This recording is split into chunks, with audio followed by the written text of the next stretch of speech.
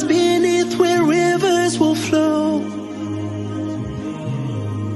Paradise where nothing will hurt anymore. Won't hurt anymore. Hey, assalamu alaikum wa rahmatullah. Hello, ladies. Assalamualaikum. Alaikum How's salam. it going? Good. How's everyone? Good, alhamdulillah, I can't complain. Good. Exactly. Can't complain. Can't Everyone complain. looking fabulous as always. Beautiful ladies. We're just your reflection. Thank you. Right. Thank you. So is that coral? Is that considered coral, or when salmon as people say? You know what? Believe it or not, this is like a pinkish rose kind of. I love that color. Because of the lighting from the camera, but it's not salmon at all. This is like in the pink family. I like it. It's like a darker blush, I guess. No, mashallah, it's very nice. Thank you, ladies. So let's open up with some dua. أعوذ بالله من الشيطان الرجيم. بسم الله الرحمن الرحيم. الحمد لله والصلاة والسلام على رسول الله وعلى آله وصحبه أجمعين.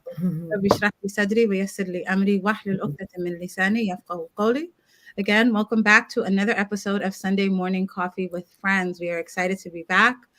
We do want to just make quick mention. I know you see that one of our partners in good, Sister Khalila, is not here today. She could not join us today. She is getting acclimated to a new situation. So we are praying that she will be able to join us in our next episode, but we are sending her love and well wishes. We miss her terribly. So inshallah, we just wanted to quickly announce that before we begin. Also, jumping right in, let's give a shout out to those who are watching on YouTube. Yay, YouTube! Shout out to the YouTubers. Shout out to you. Thank you so much. While you're there, also be sure to like, share, and subscribe to our channel for our latest videos. And also look for us, if you're not on our YouTube channel, at Muslim Wholehearted Initiative. We are so excited. We have hit over 100 subscribers on our YouTube channel. Yay! So, alhamdulillah. Yay! So excited. So, ladies, we already talked about this before we joined. What's in your cup? Mama, what's in your cup, Quasia? Well, I don't play around, so it's gonna be coffee. What are you sipping on, Ifama? What's the brew? Oh gosh, what's the brew? Well, it's definitely organic. Oh, okay. And it's definitely not found at the meat market. You're so fancy, Naima. No, it's found, you can get a cafe, sometimes maybe, your Whole Foods, your Publix, definitely not your Walmarts. Ooh. So let's just put that out there. Ooh, she's coming for the Walmart people. Maybe Trader Joe's, okay? Maybe Trader Joe's. Yes. This is my first experience of being coffee shamed. I know. And there's no one better than Quasia to do it, sis. Yes, I'm waiting. Fancy pastry to go with it today. Hold on. Ooh. Well, first, Naima, tell us what's in your cup and then tell us about the pastry. Okay, so some very sweet tea made by my lovely daughter. Oh, mashallah. There's sugar in here. Some extra. Of course. There's something extra in here. Diabetes giving teas. Yes, it's. And my pastry is just as sweet as the tea. I feel like I can have only one at this point. What is it? It looks delicious. Hold it back up. Oh my goodness. Is that a Danish? I don't know. It's like one of these Asian sweets we got from down in Brooklyn, the industry city where they have like the Japanese sweets. Oh, okay, yeah. So it's really yummy. Yeah, in a minute. Okay, very nice. Well, what do you have? Instant mermaid, just add water. The horror. I have my coffee this morning with breakfast, so I really wasn't in the mood for a second. It's interesting because I was up pretty late last night, but I woke up really early this morning. So I was like, you know what? I had an opportunity to make breakfast, sit, have my cup of coffee. So, and my cup is pretty large. It's a bowl, what I call it. Yeah, it's pretty big. One day I'll have it on the show, inshallah. But yeah, so I had my bowl of coffee this morning, so I'm good. So now I'm just gonna be sipping on a little bit of water this morning. Yeah. Well, let's get it in before Ramadan, Girl, And by the way, speaking of that, shout out to everybody who still has a couple days to make up. Like if you got a couple days to still get in, there are about 7 more days before Ramadan, inshallah. Get those days in. Just remember, Yom Shak, the day of doubt, we don't fast, which is like the day before Ramadan. But you have a couple more days to get in. Get them in. You still have time. You still have time. So I have a little bit. We don't want to throw my number out there to expose myself, but I got some days to make up. Also, for those of you who are watching, let us know what's in your cup. Post it in the comments below with the hashtag what's in your cup, and we'll go ahead and share it live, inshallah. So before we jump into talking about what the project that we have going on with Masjid al-Taqwa, I did just want to give a quick shout out to the Shine Foundation. Inshallah, yes, shining. So really quickly, I just want to tell the story and be fully transparent. I received a call from my homegirl. I've known her. We must have been friends since we were kids. My friend Amal, she had sent me a message and she was like, Zay, my organization would like to donate some money to MWI. Just like randomly out of the blue. It was just like the Shine organization would like to donate some money to religious organizations that are doing good work in the community. I was like, oh, okay, sure. And they gave a very sizable donation. So we just want to shout out the Shine Foundation and shout out Amal for thinking of MWI and honoring the work that we do. And thank you. May Allah subhanahu wa ta'ala reward you. Our words are not sufficient. So we ask Allah subhanahu wa ta'ala to make our dua enough. And so we are really, really excited for that. And look out for some of the upcoming things that we'll be doing with that donation, including doing more stuff with our website and all that other fun and exciting stuff. Now, moving on, we are excited to share an initiative we're working on with our community partners, the 5 Before 5, Sanat Musallam, and Imam Siraj Bahaj of Masjid al-Taqwa. So right now, we're raising money to provide low-cost mental health counseling to Masjid al-Taqwa community members. Again, this is not an easy task, but alhamdulillah, with Allah's permission and your support, we can achieve it. So take a look at this video that you guys have seen a few times, and it's really funny. And go ahead and look at the links below, and then go ahead and donate if you are interested. Here we go.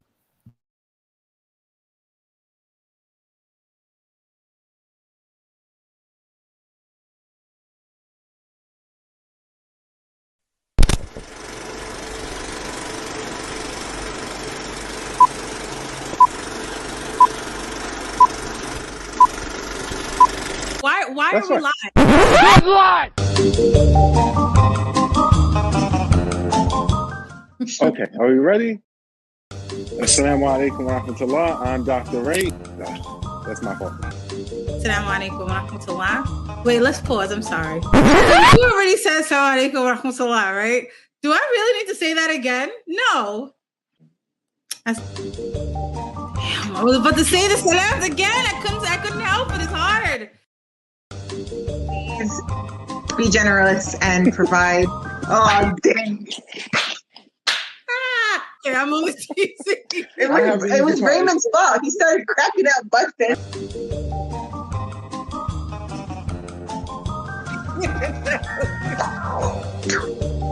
All right, run it back.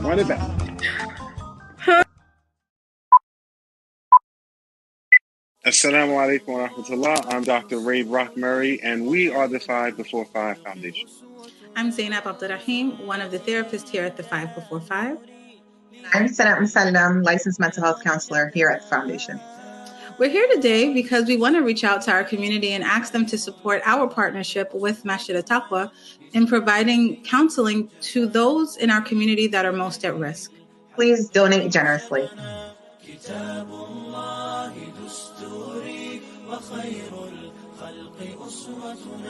بسنته انجلى نوري لهدي الحق أرشدنا لزمت محاضن القرآن فذكر الله. Bam. Ray, let's go.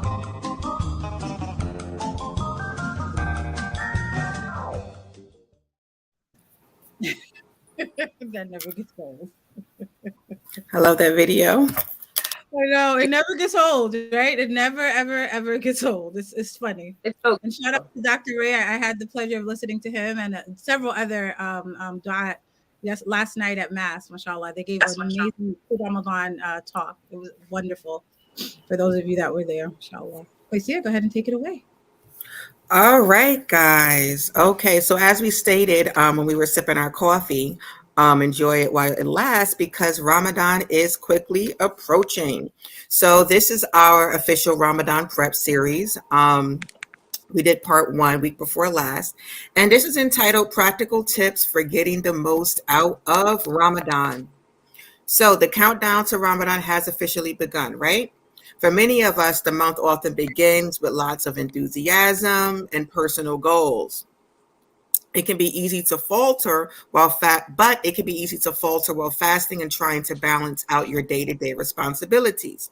How can we keep up our momentum throughout the entire month and make this month a month of transformation and nearness to Allah subhanahu wa ta'ala while maintaining a sense of ease? So that is the question we are attempting to answer with our practical tips. In this episode of Sunday Morning Coffee, we will discuss our own practical tips and strategies to help you along the way, bi'idhnillah. All right, very good. Now Naima has jumped off, so Qaisiyah, do you want to go ahead and start with the questions? Sure. So our first question is actually, what are some practical ways that we can complete the Quran during Ramadan? This is a goal many of us make. For some of us, it feels like a lofty or far-fetched goal. So Zainab, could you help us with that? Yes, absolutely. So thank you so much. So this is always a goal for myself personally in completing the Quran during the month of Ramadan. And, some months have been better than others. I will not lie. But I think that what I have learned over the years is, number one, starting before Ramadan has been a tremendous help. Actually taking the time to prepare exactly what I'm going to read each day. But really doing this in the month of Sha'ban, right? There's a hadith that actually talks about preparing for Ramadan in the month of Rajab and Sha'ban, so that when you go into the month of Ramadan, you're already in go mode, right? You're already in go. So for me, one of the things that I had started doing back in January, I had signed up for a Quran course where we had to read 2 pages per day, every single day. Every single day we would just continue. And then during Ramadan, we upped it. So I've been, alhamdulillah, consistent in reading my 2 pages a day. We are already up to, I believe, Surah Al-An'am. So we're already pretty far in the Quran, mashallah. Alhamdulillah, that has really worked for me. So what I would suggest is that if you want to do khatam of the Quran, which is reading of the Quran and completing of it during the month of Ramadan, what I would suggest is reading 4 pages after each salah. 4 pages, okay. 4 pages after every single salah. And by the end of that, if you multiply that by 5, you would have read 20 pages a day, right? Wow. 20 pages during the month of Ramadan. And making time for that. So oftentimes, depending on how you work and how you process things, hey girl, you would just have to really maybe pencil in that time. So instead of giving yourself maybe 10 minutes for salah in your schedule, you would allocate 20 minutes for salah, right? And I know for me, because I work remotely and everything that I do is done by calendar, I actually do allocate 20 minutes of personal time for every salah. So 10 minutes for every salah, right? Give me enough time to make wudu, go pray, do sunnah, adhkar, all of that. So I increased that time to 20 minutes. Now, if you're someone who doesn't read Arabic, because many of us don't, then you're reading the English translation of that. So you may want to allocate a little bit more because English tends to be a little bit more wordy because, Arabic, they have small words that have larger meaning. Right. So you need to allocate a little bit more time. But this is the time where we push ourselves, right? You're tired, you're thirsty, you're hungry. But remember, once you break your fast, all of that goes away. SubhanAllah. Yeah. All of that goes away. So it really is that mind over matter. Once you have, the dua you say after you break your fast, like the thirst is gone, the hunger is gone, and inshallah, the reward is with Allah, inshallah. Then paraphrasing the dua, but I want us to keep that in mind because we're striving during a time that is blessed, right? So you're going in understanding, yes, I'm going to be tired. Yes, I'm going to be a little bit overwhelmed, but this time only comes once a year, right? And there's so many of us who will not get to see Ramadan. Yes. Ramadan is not here yet. So we are not guaranteed entry into the blessed month, right? So if we are blessed to get into the month to have the month of Ramadan bestowed upon us, then push yourselves. Right. And obviously within reason, you don't want to kill yourselves, but a gentle nudge, right? Sometimes we refuse to even challenge ourselves as well. Right. And as Muslims, we should never be comfortable with complacency. We should always be striving to do and be better. So again, allocating that time during the workday, 20 minutes a day for your salah, reading 4 pages after every salah. So when you get to Maghrib, right? I always say this is the time where you slow down. Maghrib is that time after you break your fast, like that feeling, that overwhelming feeling of hunger usually dissipates because you've had that water, you may have had that date or whatever you've broken your fast with. At Maghrib, you really want to slow down a little bit and do the additional adhkar, do the reading of the Quran, but do it slow, recite, reflect on the Quran, do tadabbur, do the reflection over the Quran. And continue reading those 4 pages, but really doing more of a deep introspective reflection. If you're attending the masjid, one of the things that oftentimes the masajids will allow is after you pray Salatul Isha, if you're doing Tarawih, they'll give you maybe like another 10-15 minutes to do your sunnahs, to do your adhkar. Utilize that time while you're in the masajid. Bring your phones with you, have your cell phones with you, and have the mushaf already downloaded on your phone. Look in the mushaf to know what 4 pages is. So if it's from ayah 108 to 148, have the mental note. Do a note in your phone. Okay, so at Isha, while I'm at the masjid, I may not necessarily have the physical mushaf, but I can still have the Quran in my phone. I know I need to read 40 ayahs to complete my 20 pages a day, right? So making a plan first and foremost, and then actually being intentional about the execution of that plan. That may sometimes mean leaving the kids to cry a little bit, right? Leaving them and trusting that Allah is their Maulana, trusting that Allah is their protector. And for these 10 minutes, this is just for me and Allah. Right. Giving yourself that time and giving yourself the permission to be okay with that, especially as moms. Like we're always so preoccupied with their kids, making sure they're okay, their needs are met. And this is important, right? Because, being a mother is also a part of ibadah, right? This is a part of worship.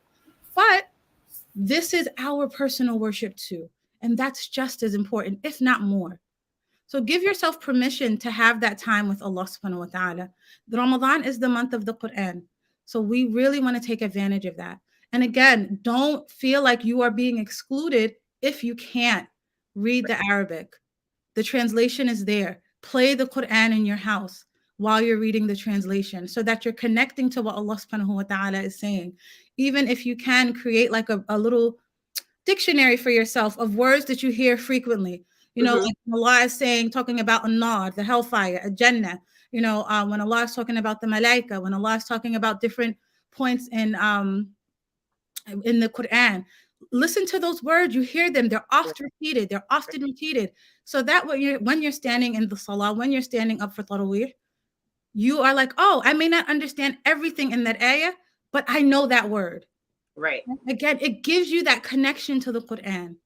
Right. So those are my tips. I hope that that's helpful, inshallah. Just really quick, I wanted to add on to that. Sure. So 2 things. So I think I had mentioned this like a couple weeks ago, where I wanted to try and make the salah, because I was like, at the end of the day, I'm not going to seem less Muslim to coworkers. Right. So I think that that's really important. For those of us, I know that Kwesi and myself, we're physically going out to work, and we are hustling and bustling place. Still try your best. If it's not the 4 or 5 pages, if it's 1, You're not going to seem less Muslim during your prep period if you're reading Quran. And so sometimes we kind of get caught up in these things like, well, people are going to see. Let them see, inshallah, it'll be a form of dawah, which I think is also really important. And that was to one point that you were talking about for those people who are outside of their homes. Absolutely. They might Good feel, point, Naima. That they can't, but inshallah you can. My biggest thing is you're not going to seem less Muslim. True. No matter what you do, you're always going to be seen as this Muslim person. And the other thing that I wanted to point to is you had mentioned to slow down. And I think it's super important that moms, wives, any female member in the family that takes on a lot of responsibility, it is okay to ask for help. Absolutely. It is okay to, like Sister Zainab said, like, okay, slow down. We need to do X, Y, and Z. So if that means, babe, I really need 10 minutes. I really need you to, talk with the kids about Ramadan or do this with them so that I can do X, Y, and Z. Then that's really important that you're asking for help. It doesn't mean that you're less of a mom. It doesn't mean that you're less of a wife. It doesn't take away from you. It just creates space for the worship of Allah subhanahu wa ta'ala. And then later on, we'll actually get into little things that you can do with your teenagers so that while you're worshiping Allah, they can be doing something as well. Absolutely. Great tips, Naima. And I thank you for actually mentioning that, because there is a caveat for those who actually go into work physically. You take the you don't pay attention to the fact that you have the luxury of working from home. Like, you kind of neglect it a little bit. And I know that I do. I've been working from home for almost 5 years. So for me, I don't even think about, I couldn't even imagine going into an office. Like, I'm like, I gotta get dressed. I gotta put on clothes. What? I can't be in my PJs in a meeting? Like, no way. Could do it. So, but you're right. But many of us have to go into a brick and mortar. And I think it is important. And it lends itself to us feeling a bit shy when it comes to opening up our mushaf or reciting Quran or looking at that. So I think that that's a really good and practical point for those of us who do go into the office. So thank you for sharing that, mashallah. Naima, do you want to jump in with the next question? Sure. So, what tips can you give working moms who want to feel encouraged during Ramadan without feeling burnt out or guilty? Wow, that actually flows right into, I guess, what we were just literally talking about. Right. With working moms, so on and so forth. One thing I wanted to add to piggyback off your comment, well, both of you guys comment about going into work and maybe feeling shy, so on and so forth, is that my personal experience has been that when you do make that step, people typically go out of their way to accommodate you. Now, I know each job is different. But sometimes your colleagues are just as shy to come up to you to ask how they can help, because they don't want to overstep their bounds. So sometimes it really goes both ways, and the other person is waiting for the other person to extend their self. So that's just been my personal experience. But back to the original question, as a working mom, this is something that I can definitely relate to. Because you're typically feeling guilty over one thing or over another. You're feeling guilty if you're not as present at work, but then also with Ramadan approaching, it could be feelings of guilt that you're not doing enough. So a few things that I came up with is that we need to have, I guess, a mind shift, I would say. And as Zainab mentioned, so many things that we do on a regular basis as moms are forms of ibadah. So how can we infiltrate other things throughout our normal day? I'm speaking from my own personal experience. So one thing, for example, is dhikr. Forgive me, is dhikr. If you're like me, I have a mind that is kind of going 24/7. So that's even something that grounds me outside of Ramadan. But the extra added benefit in Ramadan that, subhanAllah, inshallah, this is these blessings are being multiplied. So that's adding zikr. Another thing is being intentional and making dua. So many moms are on autopilot because we are okay. It's time to come home. It's time to cook dinner. It's time to check homework. It's time to ask what they made salat. It's time to teach them and watch them make salat. And all these things are things that we just do on a regular basis. But what I'm asking you all to do is just, oh Allah, bless this for me. Bless this food that I'm cooking for my children. Let it nourish them. Give me, so just those little intimate conversations with Allah subhanahu wa ta'ala will make the difference and will allow you to see this as more as a blessing rather than a chore. And it's something that you do automatically. So it's a zikr, making du'as throughout the day. I mean, of course, many of us, we make our du'as during prayer times in the masjid, but just your normal routines are acts of worship with the right intentions. Another thing I would say, if you have young kids, I know, Naima, you're talking about the teenagers, is really kind of get them involved. So it's not like you're pulling teeth. Sometimes, parents can be, it's like, you're the bad guy, you're the big boss. But kind of get them on your team, kind of get them on your side. So one thing you can do, and if you're not creative, you can probably find this on Amazon, but they have, like Ramadan challenges or like good deed challenges. It's like a calendar. So to kind of get your children involved, and this is the time to kind of prep them for that, let's have a good deed challenge. Let's see who can, collect as many good deeds throughout the day. And then at the end of the day, we can kind of review what we went over. So they're active participants. That kind of takes some of the stress, off of you. Actually, the final thing I would say, and I'm really speaking about myself, is join a tribe. If you're a working mom, or if you have kids, or your children are younger, or everyone's situation is different, but you might not be able to go to the masjid. And that in itself might make you feel a sense of detachment or from this month. So I would say one of the good things with COVID is that the silver lining is that a lot of stuff has transferred to offline. And for a lot of us, even though COVID's passing, this is still our go-to online. And that's perfectly fine also. So find your tribe, whether it's weekly, whether it's daily. There's so many different groups going on and forming right now where you'll be reading the Quran together.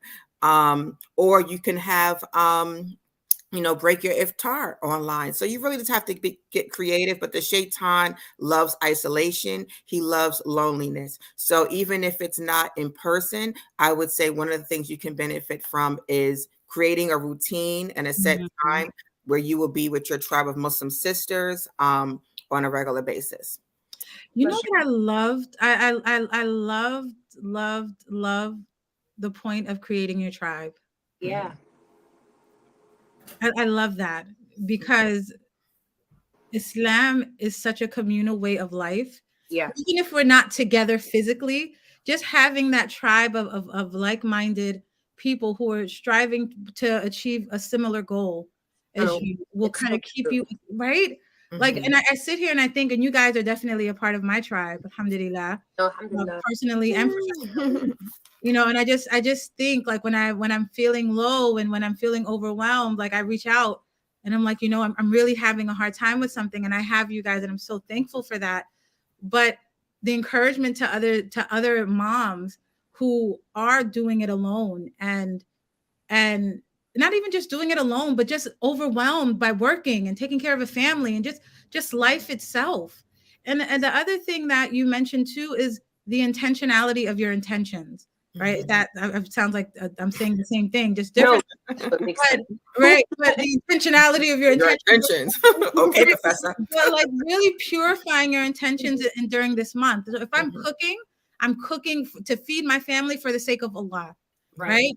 Right. When I am going over Islam, when I'm doing Islamic studies with my kids or teaching them good deeds, simple good deeds, I'm doing this for the sake of Allah. When I'm getting them up to make wudu for Fajr, I'm doing this for the sake of Allah. So really being intentional with your intentions and that purity of intention, especially during this month.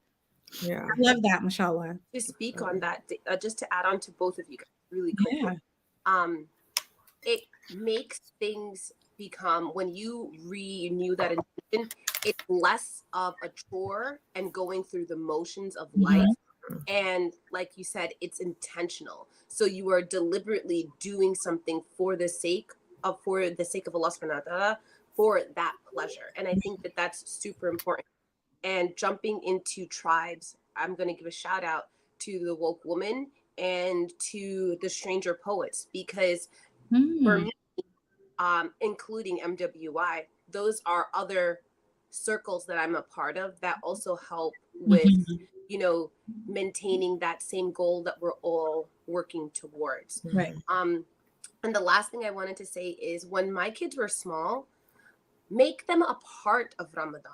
Make them a part of it. So if you're cooking and I don't know, you're making macaroni pie, or you're making macaroni and cheese, or whatever tradition that your family call it, maybe you're making maluba, I don't know. Hey, maybe you want to ask your kid that's however old, wash the rice. Right. Can you wash the rice? Or can you grate the cheese? They might eat half the cheese. Right. Can you grate the cheese? Oh, I need you to cut the cucumbers. Maybe you want to give them a butter knife instead, so that they are a part of this happiness, of this joy. They can see the happiness and the joy and the togetherness. Sometimes we isolate our kids by trying to make everything perfect. And not including them in the process. And that's what I did with my kids. Like, they are included in whatever process I'm in. So if mommy's doing work, let's all do work together. Right. I wish that I had a tribe that, you know, when they were coming up, it wasn't something that was spoken of or we thought of then during, maybe it was COVID that made us realize that we needed to find other ways of connected. Allahu alam. But I made them a part of the process, and it makes your kids closer to you, and it makes them give a sense of value and tradition to the month of Ramadan and to worshiping Allah subhanahu wa ta'ala. Good. No, I absolutely agree. I definitely agree, especially the last point when you mentioned have them participate. I know myself, sometimes I'll get annoyed. You know, here I am slaving over this, and you guys are playing video games, and but you know, why not ask them to help? And then they can sort of see what I want to call like the beautiful struggle. You know, Ramadan is a struggle at times, but it's also that reward when you break your fast, and even, you know, kind of drawing them into that. So I definitely agree with that point, Naima. And I guess that ties us into our next question, which is geared towards you. How can we connect the spiritual with the physical in our children with attainable goals? And like you mentioned, your daughters are, I think, preteens or teenagers. Yeah, we're the bestest. They're the bestest. Alhamdulillah. Making that face. Yeah, mashallah, I have teenagers. Wow. SubhanAllah. So for me personally, connecting this, the physical and the spiritual, well, the first thing I want to say is through example, is really important. A lot of times, alhamdulillah, I always feel like I got a cheat sheet with things because I am a teacher. Because cheat sheet. No, I really felt for a long time. I worked at Islamic school, so when my kids were in elementary school or when they were little, and I was talking with teenagers, they revealed a lot of things about their parents and how they viewed Islam, and so I felt like I always got a cheat sheet with that. So I kind of rearranged my thinking to how I could be better. And I think one of the biggest things that I learned from children or from teenagers was that they want to see those examples through their parents. Very true. Also want to see, they want to know that you're a real person. They want to know they want Islam to be more attainable as opposed to this pie in the sky.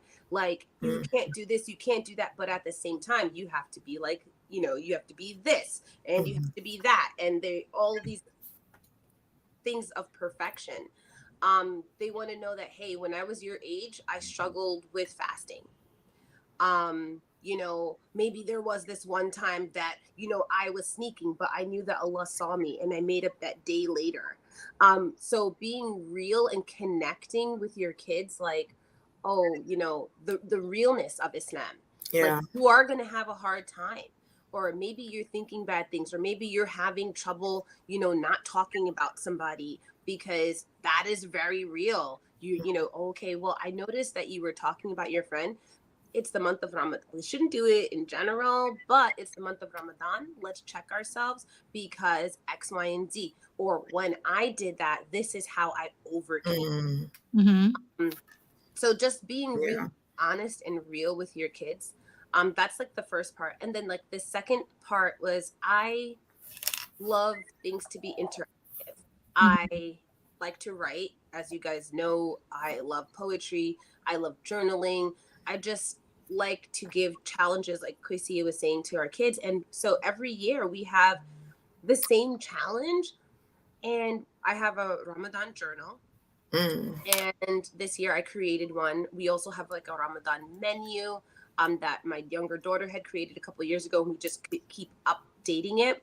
So with the Ramadan journal, it's like, it asks, how was your fast today? How long did you fast today? It asks our kids to be active.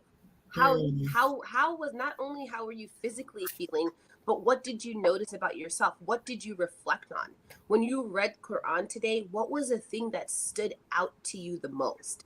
So we're reminding our kids to actively reflect on Islam, to reflect, how can I be a better Muslim? So for me, writing, journaling has allowed myself to reflect on my actions and who I am and where I was yesterday and where I would like to be, where I am now and where I'd like to be tomorrow as a Muslim. And that's what I try and do with my kids.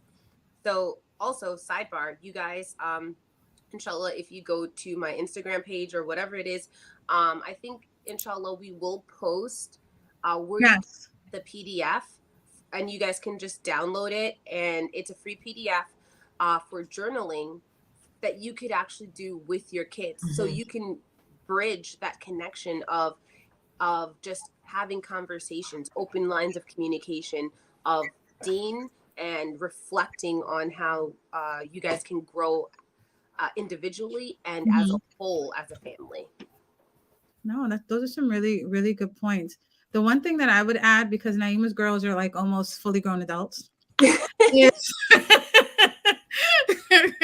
for those of us who have little ones, one thing that I because they're not going to create a calendar like that just yet.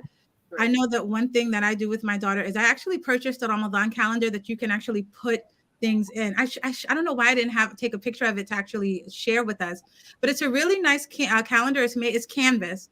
No, not canvas. I forget what you call the fabric, but anyway, it's a reusable fabric, and it has like pockets for each day, and you can put little notes or little Post-its in it for whatever you want. So we call it our 30 Days of Good Deeds calendar, and we hang it up every Ramadan, and then we'll put like a simple good deed. I always say less is always more. And this is really the principle in Islam, right? You want to do something. Rasulullah, whenever he had two choices, he always chose the easiest of the two. So you teach our kids, do like simple good deeds, picking up trash off the ground, right? Removing things from the road. You know that the hadith that says removing things. I felt like I just sounded Trini. Removing that from the road. But shout out to you, Naomi. But I did sound a little Trini in that moment. You know, move the trash from the road. But anyway, exactly. Pick it up. Pick it up. Pick it up. But I've been around too many Caribbeans all my life. That's really what we love you. I love you guys too. But yeah, so cleaning up, like little things, saying hello to your neighbors, holding the door for your neighbors, giving a good word, refraining from saying something that you wanted to say that may not necessarily be Allah, right? Yeah, because sometimes our mouths get to, present company included. If you got a quick tongue, that's a reflection of us. And I know my daughter, her tongue is, girl, I'm like at 7. SubhanAllah. Coming out of me real quick. No, like, oh my God. Right. We're teaching our kids really to do like simple good things during the month of Ramadan. When they go to the masjid on Fridays for Jummah, giving sadaqah, putting sadaqah in the sadaqah box, right? Making their tahiyat al-masjid as soon as they get into the masjid, making their 2 rak'ah for the masjid as soon as they get into the masjid. This is something that we have to do, but teaching them, you know what, teaching them now as they're young to make it a part of their routines whenever they enter the house of Allah. Before you sit down, the hadith says, go ahead and make 2 rak'ah in the masjid. Okay. So I think that is something just for those of us who have like younger kids, is something to incorporate them with too, to incorporate within our daily routines during the month of Ramadan too. But great points, Naima. Definitely. Inshallah, we can post them all on the MWI page. Yes. There are there's the one that I have that's for older girls, and then there are a bunch of them that are for younger girls. True. For people who have, I would say about writing. What is that? I don't know. Is there feedback? That's is he Fama eating candy? I think that's crazy. Oh Lord. Wait, is that coffee candy? You guys are worse than my children. Ultrasonic hearing. Can't even open a granola bar. My gosh. First of all, it is loud as the day is long. Let's say you have sonic ears. Y'all are worse than my kids. Mama, you eating something? What are you eating, Mommy? I want to jump in your skin. What are you eating? And I tried to play dumb, just like I played dumb with him. I was like, what is she doing? What are you doing? If you didn't call my name out, I just would have sat here. Probably an organic coffee candy. No, Possibly. The last thing that I was going to say, I think I was going to say something about, having little kids, like maybe like draw a picture. While if your older kids are journaling, have them draw a picture about the same thing that, like, whatever the topic is, like, how was your Ramadan? How was your fasting today? Well, what did you notice? If you have a younger child, they could draw a picture about it. So I think for the recap, definitely be inclusive, include your children in the process, ask for help, ask for help, and don't shy away from, like, give yourself a little nudge, like you were saying, but don't try and overdo it. I feel like I'm missing a couple of really great points, though. No, you're not actually. Yeah,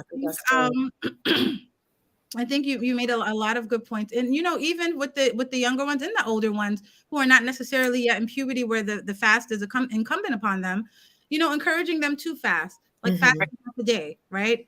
We do things in steps. So okay, you fasted from 10 o'clock to 12 o'clock. MashaAllah, you get a sticker.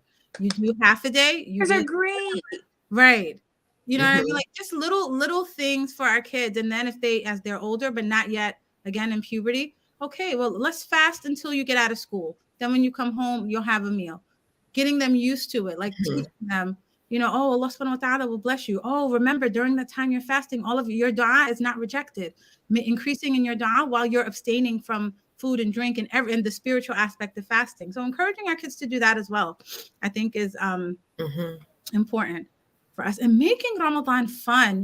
When we grew up, like, I remember like Ramadan being like this time where we knew we were going to be busy. We knew we were going to be at the masjid. We knew we were going to be sleep deprived, but it was all worth it. Like we'd be in the masjid all night. All my friends would be there. Like it was so much fun. Yeah, I remember it being fun. Right?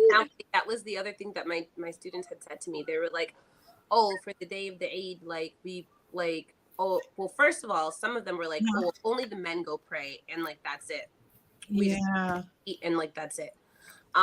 They don't do nothing. Like if they do get up and get dressed, then people just go back to the house and they sleep, or dad doesn't actually take off from work. Mom doesn't actually take off from work. They just go into work later. I think that we need to, Allahu Alam as to look what everybody's situation is. But even if that means, hey, if you're not able to take off from work, maybe you want to do something, dedicate that Saturday to something, or, another day of the week, specifically naming this is for celebration. This is for us. This is for our family. we need to bring the life back into things instead of just everything being emotion. Because the reality is that every other holiday is so alluring, it's so exciting. Mhm. SubhanAllah, around, the winter time, there's like solstice, there's Christmas, there's Kwanzaa, there's all of these other things, and there's lights and it's shiny and Mhm. it's beautiful. And we're competing with social media. We're competing with so many different things that are pulling our kids away from Islam. And I know some people might object and be like, oh, okay, well, we have the correct message. We have all of these things. Yes, we do, 110%. However, we need to understand and be aware of what is pulling our kids away. Right. So Yeah. that means that we need to spend a little bit more time in raising our kids and understand that providing financially is not only raising your kids, it is Yeah. one small aspect. Your kids are not going to remember that you had a roof over their head or how great that roof was. They're going to remember family time. They are going to remember when you hugged them when they were sad. They're not going to all of those other things. Yes, they'll know when they get older, they'll understand it, but they're not going to, those are things we're supposed to provide for them. So us doing what we're supposed to do as parents is not what they're going to remember and cling on to and help them through difficulty. It's us being present. Okay. True. No, I completely agree. I wanted to add something. It was so interesting when you said that. I remember this was eons ago. Felt like it was in the 90s, but when I first started working, Whoa. I first started teaching, and I remember this was my first year at actually having an official job. And I kid you not, it was the first day of Eid. And as you know, sometimes we don't know if it's going to fall on this day or the next day. So I didn't have time to call out, and I went to work. And I remember my vice principal, who wasn't Muslim, but it was Newark, so he knew what was up. And he made me feel so bad. He said, "Is it?" And I wasn't even covered at the time, but everyone knew, this is, I'm fasting. This is, Ramadan. It's going to be Eid. And he walked up to me. He said, "Isn't today Eid? Isn't it your holiday?" He was like, "What are you doing here?" He was like, it was so embarrassing. He's like, "Don't you ever allow anyone to take away your holiday. This is your time." And it made me feel so, which I needed to in that moment. And it kind of just goes back to, we can't expect other people to respect us if we don't respect ourselves. Right. And when it comes to our children, we can say one thing, but they also pay attention to those slips of the tongues, those disposition, like our overall disposition. Right. So if I'm saying Ramadan's coming, but they hear me complaining, "Oh gosh, I don't know how I'm going to do this with work. Right. Lord have mercy, Ramadan," they hear that. And Right. that's how they're interpreting Ramadan. I think we mentioned this in a previous episode, that when children are young, but even when they're teenagers, the way they filter the religion is through us, is through our actions, is through our personalities. We can preach one thing, but if our actions are not lining up with that, that's going to be their perspective on Ramadan. So I think we all have to be, myself included, because I do go outside of the home and work, and I do get, just to be a little bit honest, a little bit of anxiousness of how I'm going to juggle all this, but I need to be very intentional of how I word that. I know Allah's going to make a way. I know if I set my intentions right, this will all balance out, rather than, this is just too much, or I can't wait for this, because they're going to internalize that. So I just wanted to add that to the mix. Yeah, no, I appreciate that. I think that's such an important point. I was making up a day a couple weeks ago. And I was like, well, I'm laughing. Down to the finish line. I said, "Oh man, fasting is rough." I was like, and I looked at my daughter. She was like, "Mommy, fasting's rough." And I was tired. I was hungry. I was meeting after meeting after meeting. It just felt like the day would not end. Yeah. Oh man, subhanAllah, like fasting outside of Ramadan is rough. But I knew obviously I had to make up the time, but I said it out loud and she heard me. Of course she And did. I felt like she was like mental note fasting. Exactly. But going back to your point, Quasia, it is important that we are very intentional about what we say. And it's okay to acknowledge that fasting is a jihad, because it is, Yeah. right? Yeah. But also reminding our children that while it is a jihad, Allah subhanahu wa ta'ala, he says that your reward for fasting is with me, right? I reward for it, right? We don't know what the reward for fasting is. No one does. Only Allah subhanahu wa ta'ala knows. But what we do know is Allah is Ar-Rahman. Yeah. And he is the most merciful, the most giving, the most generous. So we know that our reward will be great, inshallah, even though it's hard. But I really did have to catch myself, because that was a rough day. And they'll be watching. Oh, like they're waiting. Did you say, mommy? Exactly. Who's that? Wait till they get. They have like comebacks for you. As people who know me personally, I'm sarcastic, and so is my husband. So when you both are sarcastic and it's funny, that's the banter of the household. When your kids get sarcastic when they're teenagers, you're like, whoa, whoa, right. But it's like, you created those monsters. So welcome. Yeah, exactly. So the only thing you could do is at this point be like, yeah, you know what, you're right. Yep. No, exactly. And laugh along with it at this point. Oh my God. Well, they will definitely, my children too. Sorry. Yeah, they do. Also, they will call you out. They will call you out on your stuff, and you, which is actually a good thing. You know, I remember, my kids, they, mashallah, they study Quran, they take Quranic classes. And I remember I would make a remark like, did you study your Quran today? Mom, did you? God, pause for a second. Right. Your mustache is a little dusty, mommy. Hold on. Were you getting slick with it? Yeah. Don't you question me. Exactly. When your daughters get older, I had one of them say, Mom, because I had put on weight during quarantine because I wasn't doing anything. We're like, one of them goes, oh, I got back into my dress. She's like, your dress, mashallah, it looks halal now, because if it oh my gosh. I was going to take that dress from. I was like, are you taking my clothes? Because it fit me appropriately. Wait, Naima, were you looking like a haram snack before? SubhanAllah. I couldn't zip it. But now hijabinista. Boots again. Alhamdulillah, you're lucky. I was like, how was I lucky? Wow. Oh my God. Taking my clothes. Wow. But they told they'll let you know, like, my kids too. It's so funny because when they start checking you, like I was on a Zoom call, but it was with a Muslim sister, and I didn't have my scarf on. And my kids are like, Mom, what are you doing? Like they were in shock. Are you seriously out here with no scarf? You out here in these streets, mommy? With no scarf on? Mom, are you okay?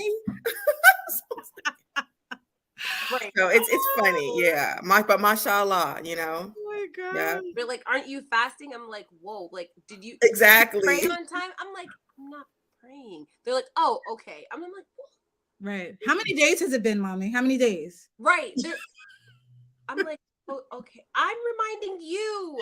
Right. That just speaks to, subhanAllah, that just speaks to that we are such examples for our kids. Absolutely. And I always say this to my bestest cousin, that, we always have these long discussions. And I always say that our shortcomings, I got to coin this, our shortcomings are the standards for our children. So I'm going to say it again so they can marinate.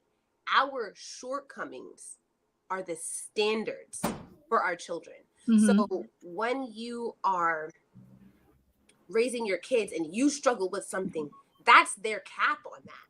They're not going to know anything maybe until they're older what is above that cap. Right. SubhanAllah, that is so true. Yeah, that is true, Naima. That is so true. Threshold. So then whatever shortcomings they have, their next generation, their threshold is a little bit lower. SubhanAllah. Lower. Such a good point. That is such an amazing point. I think I can speak to that, or, just us growing up or whatever. Exactly. Your cap is what you saw, your family, those are around you, Right. doing. Exactly. And then as an adult, you choose to explore that or go beyond that. But that typically is, That app, it's only yeah, when you get older that you're like, oh, okay, well, I'm going to actively do X, Y, and Z because I know better now. Or this was cultural, or this was not cultural, or this cultural aspect was, haram. I'm going to stop doing this. I'm going to start doing this. So when your kids see you practicing, it's like, yeah, oh, okay, yeah, mommy is having a difficult time, but I understand that, it's the sunnah to fast on Mondays and Thursdays. So I like for that example, okay, this is what we're doing. We know that this is a sunnah.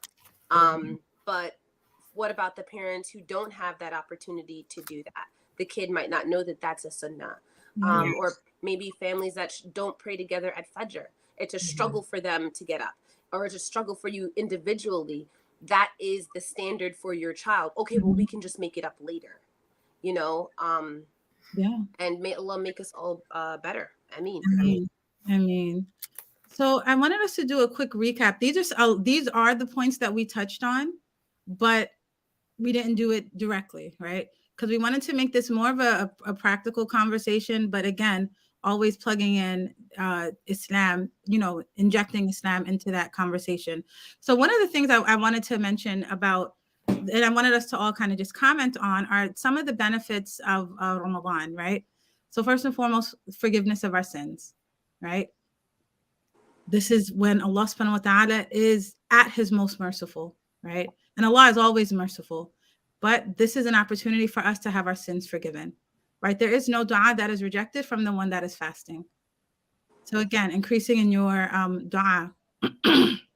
The second I would say is praying at night. Bad deeds, again, also forgiven. If you are, consistently praying and doing the tarawih, you don't have to do it in jama'ah, but if you can, that's great. Especially for moms of young children, and they may not necessarily be able to get out of the house, praying tarawih at home, right? Having the mushaf in front of you and reading from it. If you can't read the Arabic, read the surahs that you know, and make the rak'ah. Get up in the third of the night, even if you can't do a whole bunch of the extra supererogatory prayers, right? Freeing from the hellfire. This is so important because people are freed from the hellfire during Ramadan every single night. wow. Every single night, someone is freed from the hellfire. Mm. And the doors of Jahannam are closed, right? But people are being freed. And one of the beauties of Allah subhanahu wa ta'ala's rahmah is that once you are freed from Jahannam, you don't go back. Like this is what Ramadan is. Like this is what happens during this blessed month. And I want us to remember that, because Allah is merciful to those who deserve to be in hellfire, because otherwise they wouldn't be there. How much merciful will he be to us? Take advantage of that mercy. Oh, sorry, my phone just died. Trying to read from my phone. Increasing in your adiyya, increasing in your dua, right? This is a time where our dua is accepted and not refused. So increase learning the adhkar, learning the sunnah du'as that Rasulullah ﷺ taught us. There's one dua that I say that Rasulullah ﷺ taught us, that if you ask Allah for something, anytime you say, if you say this dua and then you ask Allah for something, it will not be rejected, which is the dua of Prophet Yunus alayhi salam, where he said, La ilaha illa ant subhanaka inni kuntu min al-zalimin, which is, praise be, there's nothing worthy of worship except you. La ilaha illa ant, glory be to you. I am from amongst the wrongdoers, right? So you are praising Allah. You are acknowledging Allah. You're acknowledging his greatness, and then you're acknowledging your weak state. And this is the only time we do this. We only do this with Allah, right? This is where we truly acknowledge our shortcomings, our deficiencies as Allah's creation, and then we seek Allah to help us overcome them, right? So this is a dua that I try to often say. I say in every salah, but I increase in saying that during the month of Ramadan. because it's like one of those keys that unlock that door to, like, inshallah, having our dua accepted as Rasulullah sallallahu taught us. And there's many benefits. Sister Naima Abraham, when she came on last, she talked a little bit about the dua of Prophet Yunus, and this is the dua she was referring to, that even in the depths of the belly of the whale, he still acknowledged his deficiency in front of Allah and Allah's greatness. And it was because of that, Allah subhanahu wa ta'ala freed him out of his mercy. Endless treasures of good deeds, right? So we know that we have to pray the 5 salawat. We know that, right? Like, we have to pray it, but we get extra reward for doing so. And then when we do nawafil acts, like when we do salatul duha, as Naima was talking about, wanting that to be one of the habits that she increased in, those are actually counted as fard. Like, you get the reward for that during the month of Ramadan. So increasing in those supererogatory good deeds during this blessed month, right? Doing more dhikr, as Qais mentioned, increasing in that, learning new dhikr to say that Rasulullah sallallahu alaihi wasallam, he taught us and he reminded us of. Also recognizing, as we talked about before, the reward of fasting is with Allah and Allah alone. Every deed is for Adam. Fasting is for Allah. It's for Bani Adam. Afwan. Fasting is for Allah, and He rewards it. That is such an incentive to fast. That is such an incentive. And then Laylatul Qadr.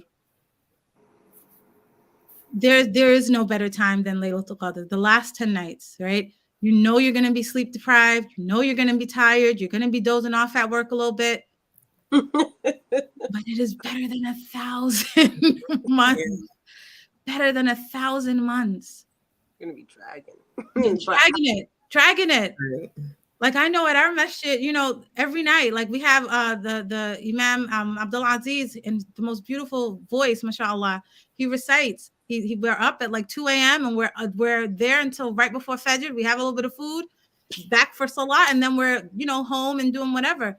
But you know, you're going to be up. You're going to be tired. If you can take off work for the last 10 nights, even if you can't go to the masjid, take off that time. Dedicate that time to Allah. Give that to Allah and give it to yourself too.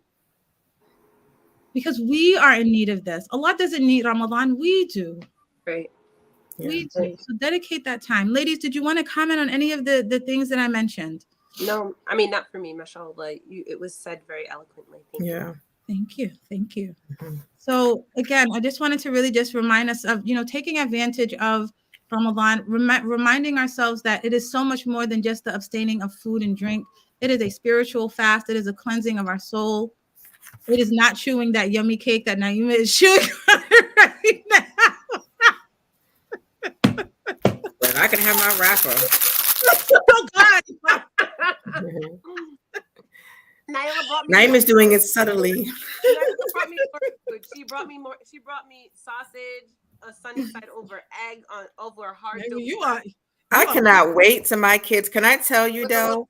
Like, it is a beauty. Daughters, with me having 2 sons, I noticed a difference in the daughter. Like, my little girl, oh my God, well, she's 9. She does so much. Mashallah. Like, willingly will clean up the kitchen, will ask me if I want breakfast, will bring me, will take out. There's times that I come downstairs and she's taken out the coffee. She's prepared everything for me in the morning. Like, this is all what I'm like, her level of attentiveness. But it's because she's a girl. Like, the boys, I can ask, Usman, have you seen my mug? Usman, what? It's like, so it's moms and daughters. I'm kind of, kind of envious of you a little bit, especially your mother. You can kick back. So important, like, even like with relationships, with who you are, mom, you developing, daughters empathize with moms so much. Oh my goodness. They know when mom's struggling with something. Yes. Having the stuff she says to me, I'm like, oh my goodness, it's kind of scary. So it is scary because it's kind of scary. If you're having a hard day, you'll notice that if you have an older daughter or whatever the situation is in your household, she'll try and help more with the kids. Exactly. Yeah. Or kind of deter them from something, Mm-hmm. or just be like, because you're having a hard day, she doesn't even know that she's doing that. Wow. Exactly. And emphasize. that's subhanAllah. Yeah. Wow. SubhanAllah. I definitely can attest to that. Mhm. So when you made that comment, yeah, I mean, may Allah, I mean, children are a blessing, with all the ups and downs, but definitely I think as they grow older, but especially daughters, you do see that. Yeah. Wow, mashallah. Yeah. I think this is a good place for us to see if we have any questions. I don't think we have any, but this was a great conversation. Mhm. I love. I'm so excited for Ramadan. I always am, but I'm especially excited this year. Alhamdulillah. Mhm. So let's see what comments we have in Okay. the chat. Sister Najma says, "Assalamu alaikum, pretty lady." Wa alaikum salam, pretty lady. And Sister Amina says, "Assalamu alaikum." Wa alaikum salam wa rahmatullahi wa barakatuh. Hey, Mookie. Wa alaikum salam wa rahmatullah. And we have a comment from Sister Nairi. Shout out to Sister Nairi of Akila's Voices. Wow. Nice. It's a good book. Assalamu alaikum, jazakallah khair for dropping such beneficial gems. One book that I will start with my kids this Ramadan is called 30 Days of Learning and Good Deeds by Bachar Karoun. I also love the journaling idea that Naima spoke of. Absolutely. Absolutely. Shout out to our girl Naomi. Hey, girl. You see a family resemblance? I think so. That's Naima's sister. That's what I'm saying. Yeah, so thank you. She said, I just want to thank you all. So thank you, Naomi. Shout out to you. I'm not familiar with this book. Yeah, I wrote it down. So I want to look it up. 30 Days of Learning and Good Deeds. Oh, that's weird. It looks like a really good book. I think I may try to get it from Amazon, inshallah, because I'm not familiar with it. You've heard of it before, Quisia? No, I haven't. I'll say I was writing it down because I actually wanted to look it up. Looks good. Good one. That sounds like a really good one. Mm-hmm. Zaraya says, Assalamu alaikum wa rahmatullah. May Allah reward you for all that you do. Ameen. I may have missed it, but do you have any tips on how I can get my 3-year-old engaged in Ramadan? Ooh, that's a good one. That is a good one. Anybody want to take that one?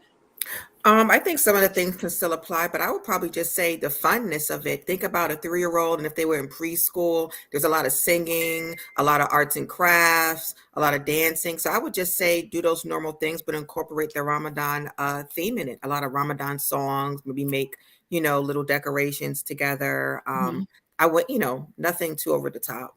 Okay. So just keep it. So you basically just keep it age appropriate, fun, interactive. Yeah. Okay. And then Sister Najma says it's on Amazon. It's really good. Alhamdulillah. Okay, so good. So for those of us who are not familiar with the book, it is on Amazon. Hey there. Hey, sorry. Okay. No. It's the shaitan. Naima, one of our viewers, Zaraya, actually, Sister Nairi's oldest daughter, shout out to you. She had asked, and I wanted to hear if you had any thoughts on tips that she can take away from us to get her 3-year-old more engaged in Ramadan.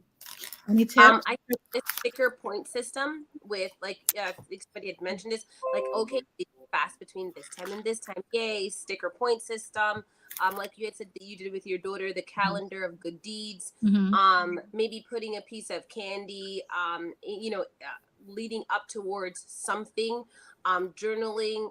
Kids can journal too. They can draw pictures, so it would be more of like a picture journaling, a picture kind of thing, and make sure that you're keeping it. So if it's day 1 of Ramadan, you could write day 1 of Ramadan. They're drawing their picture, or whatever it is that they're doing, and you're keeping it. And then at the end, they have a book of what you did on day 1 of Ramadan, day 2, all the way up to day 30, 29, and like the day of Eid. This is what I looked like with my dress or whatever. have them help with food, with dinner, with etc. etc. One thing that I did with my daughter was we printed out with my kids when they were little, we would give out bags of candy to the neighbor with a piece of paper. Like obviously they were younger, and we would go and be like, hey guys, we're having Ramadan, and here we want to just share this with you. So all of our neighbors got to know us. When we I'm in Brooklyn. They always know when it's Ramadan. I'm in Brooklyn, sis. It is what it is. Like not the gentrified section, I guess. Clearly. No, right here in Bedside, we were knocking on all the apartments. I was like, hey, and we do what we do everywhere. Right. Oh, the fitna with Ramadan approaching. They probably will start blasting it even louder. Yeah. I wore them down after years. They're like, oh, it's Ramadan. They were expecting. They're like, you didn't give us candy this year. I was like, whoa, pump those brakes, guys. Like they just expect it now. They do. Brooklyn is rough it's rough in these Brooklyn streets. They don't care. They're ruthless. They don't care. They do not care. But no, those are really good tips, Naima. Going back to what you were mentioning, Jazakallah khair. And hopefully those were helpful to you, Zaraya, for you and your little ones. All right. I believe we have a quote of the day. Do we not? Yes. If Kwesi, how's the granola bar, sis? It tastes good? It's actually an original fig bar from Nature's Bakery. But anywho, I didn't expect you to notice that from Brooklyn. I don't even know if they sell that in your part of the woods. Mind you, Ifama is from Brooklyn. Mind you. Many same Jersey. She is from Brooklyn. Her whole family is. Exactly right. We thought we was on a side note. We thought we were really doing something. You thought going from Brooklyn to Jersey, you would think you were going cross country. You were going to Saudi. We really did. It was like the Great Migration in the 90s. The Great Migration. We made Hijra to Jersey. Where are you going? Across the water? Oh my gosh. Too funny. Yeah, BAMs, we are something else. Yes. Oh my goodness. That needs to be an episode. It okay. does. Quote of the day. The key is not in spending time, but in investing it, by Stephen R. Covey. And although obviously, well, I'm assuming by the name, this is not, Muslim, the author's not Muslim, but how timely. Just the thought of seeing our time as an investment. When we think of investments, we mostly think of money, so on and so forth. But time is just so much more valuable than money, because at the end of the day, you can replace your money. You can never replace your time. And with Ramadan approaching, as Zainab said, everything is just multiplied. Allah's blessings are multiplied. So see this month of Ramadan. Sorry, what'd you say, Naima? It's an investment in our It truly is an investment. And, we throw these words around, but we usually throw them around in a very worldly way. Right, did you invest in your career? Did you invest in your future? Did you invest in your education?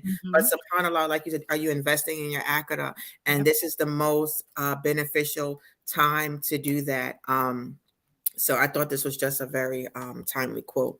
Yeah, no, thank you. Thank you. Zaraya just thanks. Thank you so much. Definitely helpful. We love you, Zaraya. Thank you.